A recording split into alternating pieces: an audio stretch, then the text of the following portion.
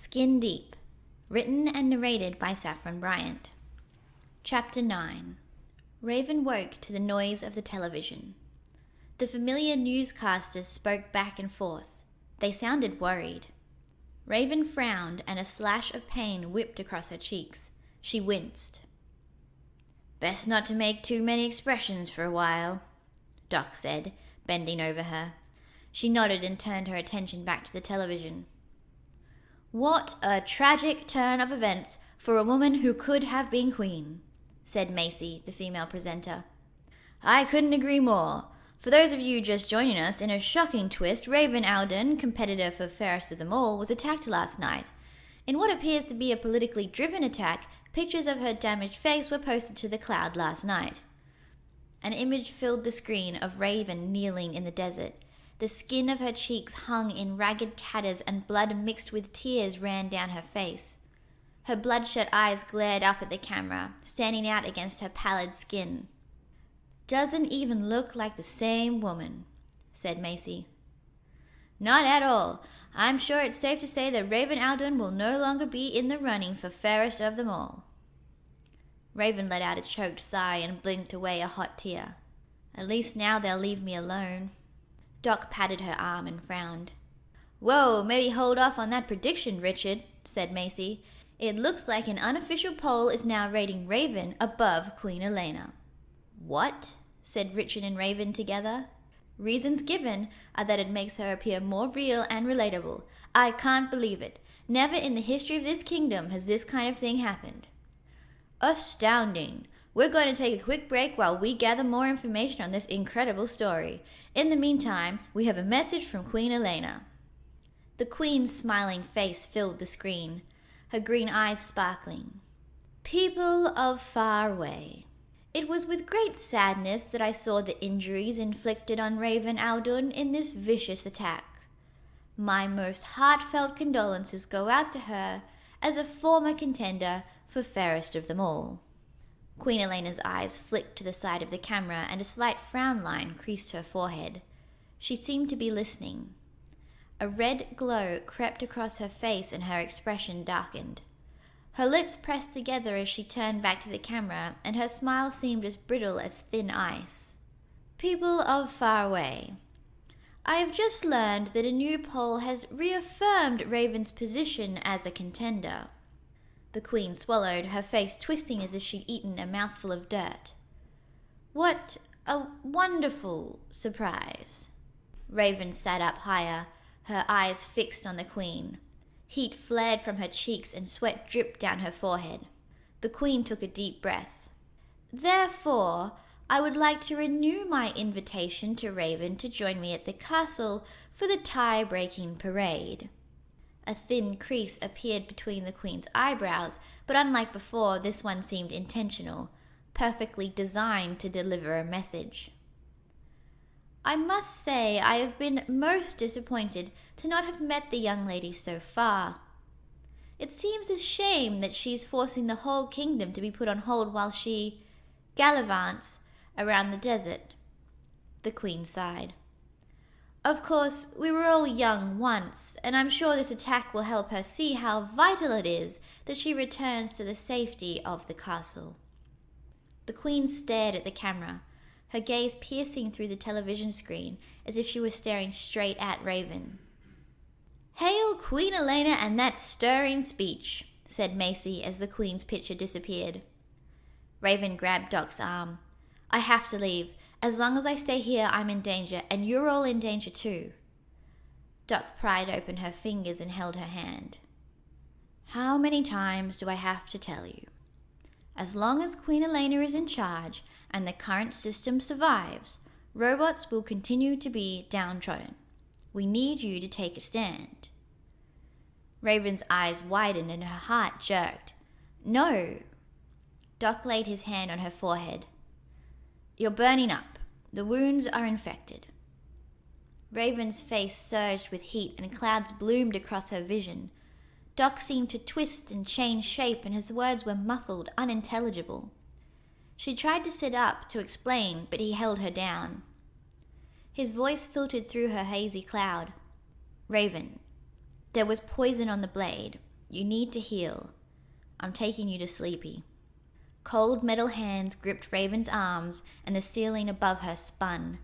She seemed to float through the cottage, down the stairs to the dim basement, where the glass coffin took up most of the floor space. Leaky fiddled with a dial, spilling oil across the glass front, and the clear lid hissed open. Metal tubes ran down the sides, surrounded by thick wires. They lowered Ravyn into the coffin. She tried to scream, to get out. But her words got twisted on her tongue, and her limbs shook, useless, beneath her. The metal base chilled her back and made her shiver, while the thought of being trapped inside made her chest tighten. She gasped for air, scrambling for control. "By the time you wake up, you'll be better," Doc said, leaning over her. She opened her mouth to reply, but they closed the lid, leaving her staring up through frosted glass. A sudden blast of cold air streamed across her skin, covering the glass in ice and freezing her in place. She blinked once, ice crystals coating her lashes, and fell asleep.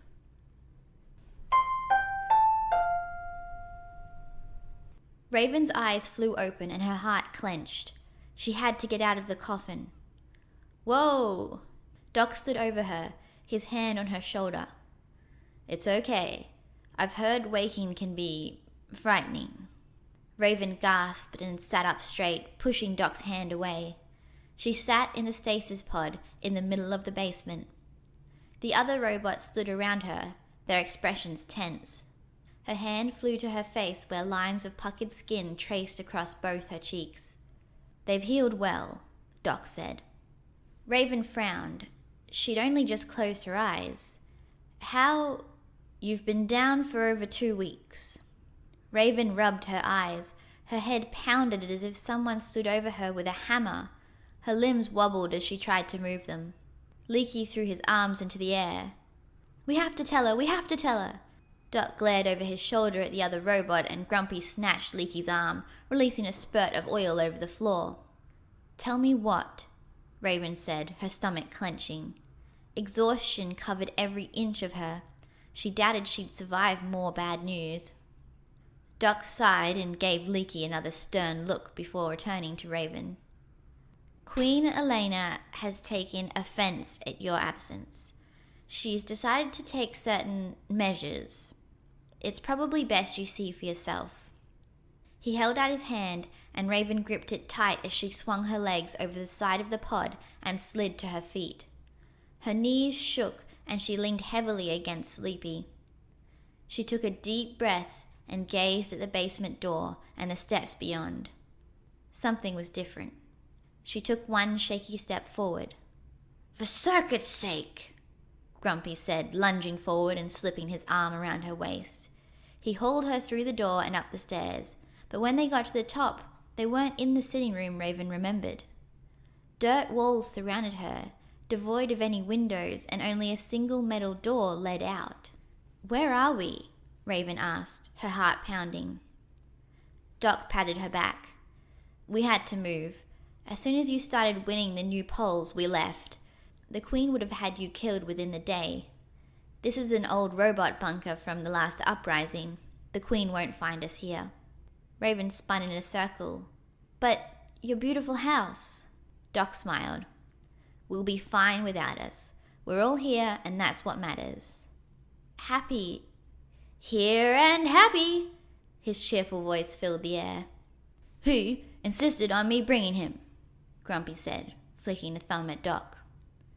"No one gets left behind," said the taller robot. "But now there are more important things to worry about. Happy, the television, please."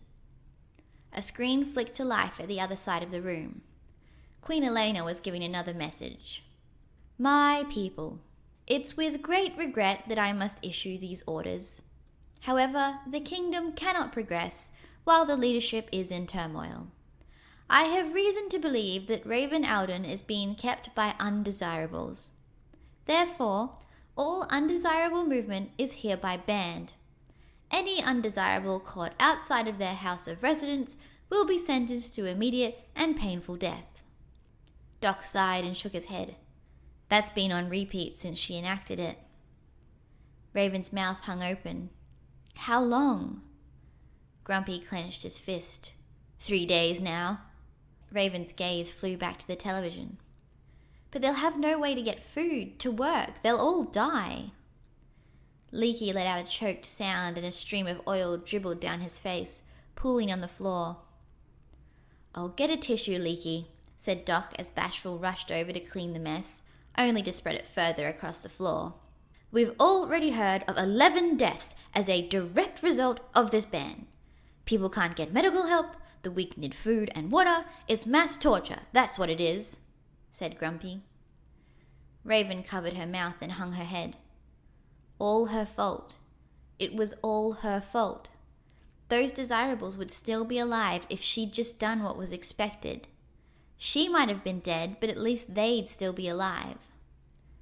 Surely she can't continue this. Without the undesirables, the whole kingdom will stop. Doc tapped his metal fingers against a bench. Eventually, but by then the damage will already be done. I guess she expects you to do something before then. Ravyn swallowed and stared down at her hands. I can't let them die because of me, but I won't just walk in there and let her kill me either. So what do you want to do? Doc asked.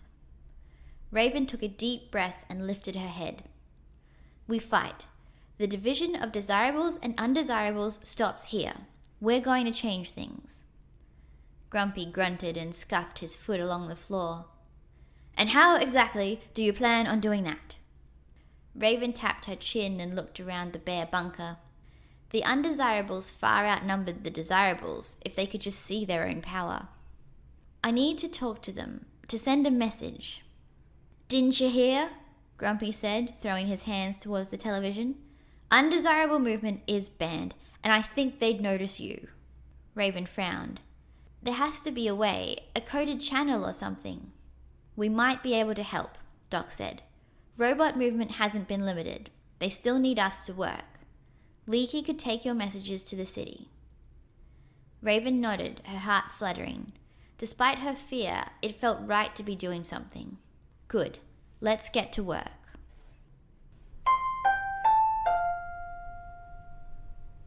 People of Far Away, hear me.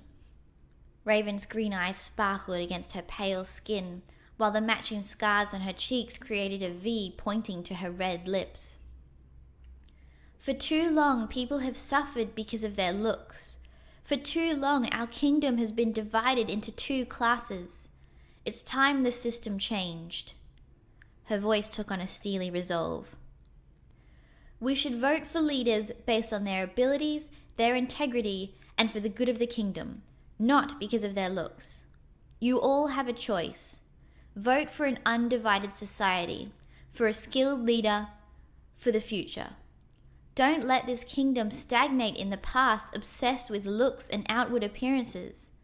I ask you now to stand up and take action, because things will change, and you can either be a part of that change, or you can be trampled by it.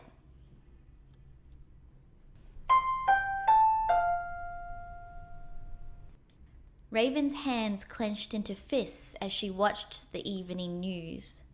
The usual presenters sat speaking to one another. They looked immaculate. So, of course, Richard, we've all seen the latest message from the would-be queen, Ravyn, said Macy. Yes, we have, and I think I speak for all of us when I say, what was she thinking? This has got to be the worst publicity stunt I've seen since the facial abstraction of Morgan Herring. That was bad, but this has got to be worse. She's trying to create a citywide riot to disrupt a system that's been working for centuries. She should be ashamed of herself. At least it's clear that the people aren't taking her message to heart. Earlier, we received footage showing her picture being burned in the Desirable district. It's pretty safe to say she won't be winning the Fairest of Them All. So true. Of course, there are a few undesirables who tried to cause trouble, but they'll latch on to any excuse. Which is exactly why Ravyn's proposal is ridiculous. Can you imagine an undesirable running the kingdom? The two presenters burst into laughter. Thank goodness they can't vote, Macy chuckled. Turn it off, Ravyn growled, turning back to the scribbled map laid over the table. They weren't ever going to do anything different, Grumpy said. Ravyn sighed. I had to try. I had to give them a chance to change things. Didn't do any good. It was worth it. Leaky managed to bring back some notes from the Undesirables, and it's clear that they want change. We're going to bring it to them. Grumpy snorted. Maybe that's why you're doing it. I'm doing it for myself. I don't want to spend more time of my life working my medal off for no return. Ravyn nodded. We're standing for the freedom of everyone, undesirables and robots included. Grumpy leaned over the map. And how exactly does this genius plan of yours work? Ravyn hunched over. I'm not sure yet, but the desirables are outnumbered. Their only defense is the castle, so if we can break in and take that, they'll have no choice but to listen. Doc strode in, closely followed by Bashful. I don't think we can rely on that. We have limited weapons and no training. The royal escorts are a formidable fighting force. Ravyn bit her lip. I don't see many other options. Doc nodded. For the moment, we'll continue to gather weapons and devise a plan for getting in, but I don't like it. Ravyn sighed. Me neither. Things are going to get bad in there. I have to warn the others, especially Dorabella. She won't know what to think. Leaky can make another trip into town, but we have to use it carefully. Too much movement and the guards will get suspicious. Ravyn nodded. She took a spare piece of paper and a blunt pencil and scribbled a short note. Dorabella, things are going to get bad. Get out if you can. If you can't, lay low. Ah. The letters would make no sense to an outside observer. They squiggled and danced across the page. But Dorabella would understand. It was the code they'd made when they were young, before appearances became so important. Ravyn folded the paper and placed it on the end of the table with a collection of other notes. They'd been working all morning to reply to the undesirables who'd sent messages. At least in the underbelly, there lurked a need for change. End chapter. Make sure to like and subscribe so that you'll know when the next chapter is released.